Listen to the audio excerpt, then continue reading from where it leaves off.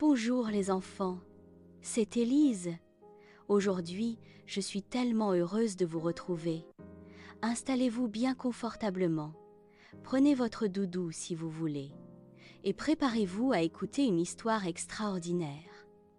Aujourd'hui, j'ouvre mon coffre à contes pour vous raconter une des plus belles fables de Jean de La Fontaine.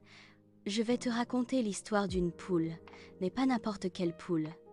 Une poule qui pond des œufs en or. Oui, de vrais œufs d'or. Êtes-vous prêts? Alors c'est parti. Avant que l'histoire commence, si tu aimes écouter des histoires douces pour t'endormir ou pour rêver, tu peux mettre un petit like sous la vidéo et t'abonner à mon coffre à contes pour ne rater aucune nouvelle histoire. Ça m'aide beaucoup à en inventer et en raconter encore plus. Es-tu bien installé? Alors, ouvre grand tes oreilles. L'histoire commence. Il était une fois, dans un petit village entouré de champs verts et de chemins de terre, un paysan qui travaillait du matin au soir. Ce paysan vivait humblement avec sa femme dans une petite maison au toit rouge. Chaque jour, il se levait très tôt, quand le ciel était encore tout rose et tout bleu, pour s'occuper de ses champs, de son potager et de ses quelques animaux, une vache un peu lente, un vieux chien fidèle et quelques poules qui picoraient dans la cour. Mais malgré tous ses efforts, le paysan n'était jamais vraiment riche. Il gagnait juste assez pour acheter un peu de pain, quelques légumes et de quoi nourrir les animaux. Parfois, en regardant le ciel le soir, il soupirait « Ah, si seulement j'avais un peu plus d'argent ! Je pourrais réparer le toit, acheter des chaussures neuves à ma femme et peut-être même me reposer un peu. » Sa femme, elle, essayait toujours de le rassurer. « Nous avons un toit, nous avons à manger et nous avons notre santé. C'est déjà beaucoup, tu sais. » Le paysan hochait la tête, mais dans son cœur, un petit désir brillait encore, devenir un jour vraiment riche. Un matin, alors que le soleil se levait tout doucement, le paysan entra dans le poulailler pour ramasser les œufs, comme d'habitude. Il avançait avec son petit panier en osier, en marmonnant un œuf pour le déjeuner, un autre pour le marché. Il poussa la porte en bois qui grinça et observa les nids un par un. Le premier nid, un œuf blanc. Le deuxième nid, un autre œuf blanc. Le troisième nid, le paysan s'arrêta net. Ses yeux s'ouvrirent tout grands. Dans le nid, au lieu d'un œuf blanc, se trouvait un œuf tout brillant. Un œuf jaune, doré, qui scintillait à la lumière du matin. Mais qu'est-ce que c'est que ça? Il tendit la main, prit doucement l'œuf et sentit immédiatement qu'il était beaucoup plus lourd qu'un œuf normal. Il sortit en courant du poulailler. « Femme, femme, viens voir !» Sa femme, surprise, accourut. « Qu'y a-t-il? Tu as vu un renard ?» Le paysan, tout essoufflé, lui montra l'œuf. « Regarde ça !» Elle le prit dans ses mains, le tourna, le retourna et murmura « On dirait de l'or !» Pour en avoir le cœur net, ils allèrent chez l'orfèvre, l'homme du village qui connaissait bien les métaux précieux.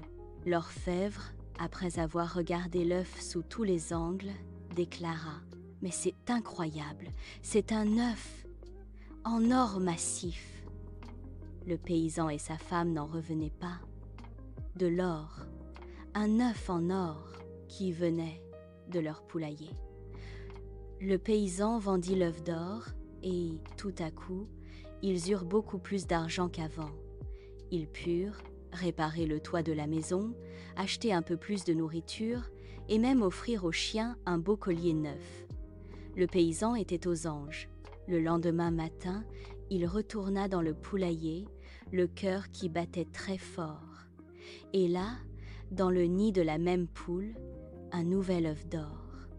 Le surlendemain, encore un. Jour après jour, la poule pondait un œuf d'or, un chaque matin. La vie du paysan changeait petit à petit. Il acheta de meilleurs outils, de nouvelles graines pour ses champs, une jolie robe pour sa femme. Les voisins commencèrent à remarquer ce changement. « Dis donc, tu as l'air en forme, toi. Ta maison a l'air toute neuve. » Le paysan souriait, un peu fier mais aussi un peu gêné. « Oh, tu sais, la chance tourne parfois. » Mais au fond de lui, il savait, sa chance, c'était cette poule. Cette incroyable poule qui pondait des œufs d'or.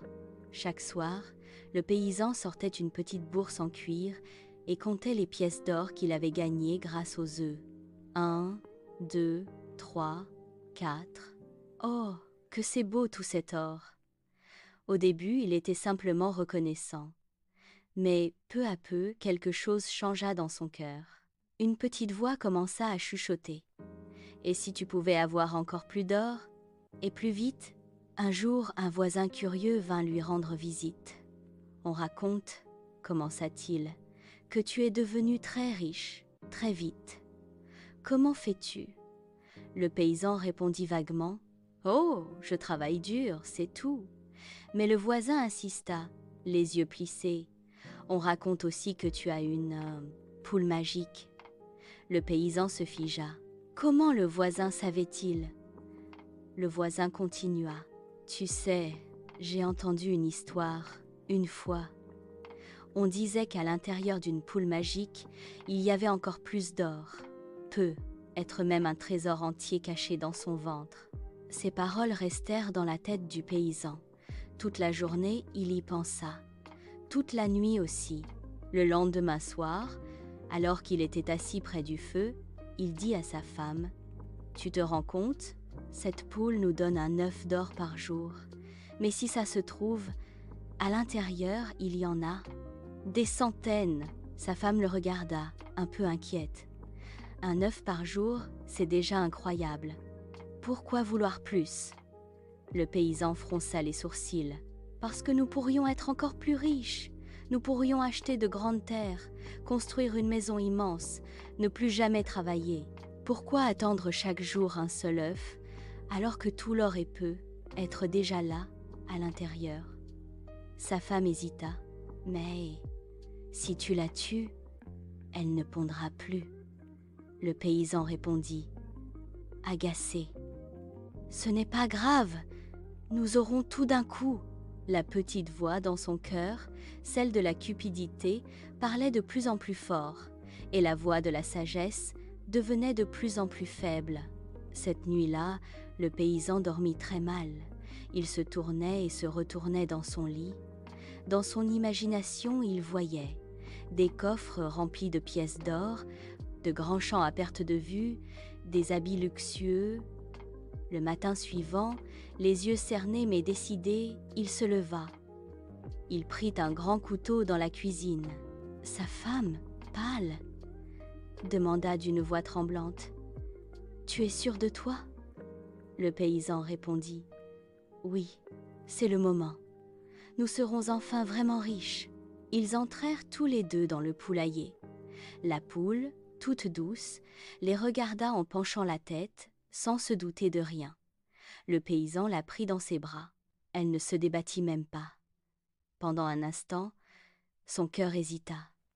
Il se rappela tous les œufs d'or, toute la chance qu'elle leur avait apportée, mais la petite voix de la cupidité chuchota encore plus fort. Tout l'or, tout de suite, et d'un geste brusque, il tua la poule. Un silence lourd tomba dans le poulailler. Plus un seul gloussement, plus un seul battement d'ailes. Le paysan, les mains tremblantes, ouvrit le ventre de la poule. À l'intérieur, il ne trouva rien d'autre que ce qu'on trouve dans une poule ordinaire. Pas de trésor, pas de pièces d'or, pas de montagne de richesses. Rien qu'une poule comme les autres. Le paysan sentit son cœur se serrer, ses yeux se remplirent de larmes. « Qu'ai-je fait ?» murmura-t-il. Sa femme posa une main sur son épaule. « Nous avions chaque jour un œuf d'or.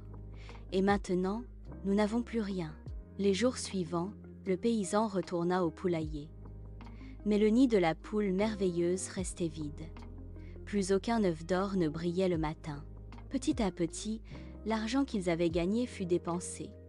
Pour réparer encore la maison, pour payer des dettes, pour acheter de la nourriture. Et un matin, il ne resta plus rien. Ni œufs d'or, ni poule magique, ni trésor caché. Le paysan s'assit sur une pierre devant sa maison et murmura : « Si seulement j'avais été patient, si seulement j'avais su me contenter de ce que j'avais. » Il comprit alors une grande leçon. À vouloir tout de suite, il avait tout perdu. Tu sais, cette histoire nous rappelle quelque chose de très important. Parfois, on veut toujours plus vite. On veut plus de jouets, plus de temps d'écran, plus de friandises. Mais si on ne profite pas de ce qu'on a déjà, si on n'est jamais content, on peut finir par tout gâcher.